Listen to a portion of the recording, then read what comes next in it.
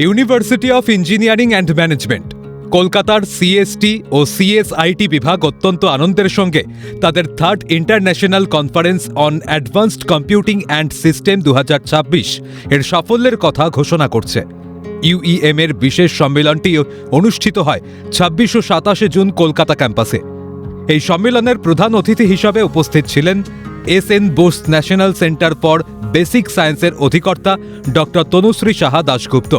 এই সম্মেলনটির কারিগরি পৃষ্ঠপোষকতায় ছিল স্প্রিঙ্গার। সম্পূর্ণ গবেষণাপত্র জমা দেওয়ার প্রক্রিয়াটি শুরু হয়েছিল চলতি বছরের জানুয়ারি মাসে।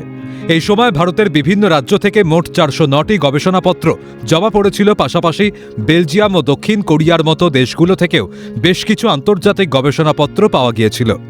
জাতীয় আন্তর্জাতিক খ্যাতিসম্পন্ন প্রতিষ্ঠানের সদস্যদের নিয়ে গঠিত পর্যালোচকদের একটি দল ওই গবেষণাপত্রগুলো পর্যালোচনা করেন। চূড়ান্ত পর্যালোচনার পর উপস্থাপনের জন্য 50টি গবেষণাপত্র গৃহীত হয়। সম্মেলনের গবেষণাপত্র সংকলনটি স্কোপাস ইন্ডেক্সভুক্ত Springer Nature Book Series Lecture Notes in Network and সিস্টেমসের অধীনে প্রকাশিত হতে চলেছে, যা নিয়ে ইতিমধ্যেই কাজ চলছে।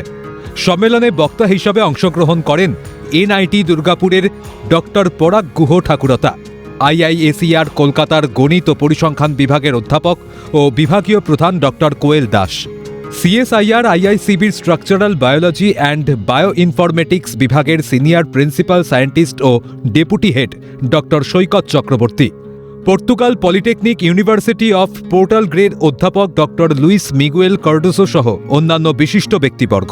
তাদের বক্তব্য ও আলোচনায় সমৃদ্ধ করেছে শ্রোতাদের, যা মূলত শিক্ষা জগৎ ও শিল্পের বিকাশে সাহায্য করবে।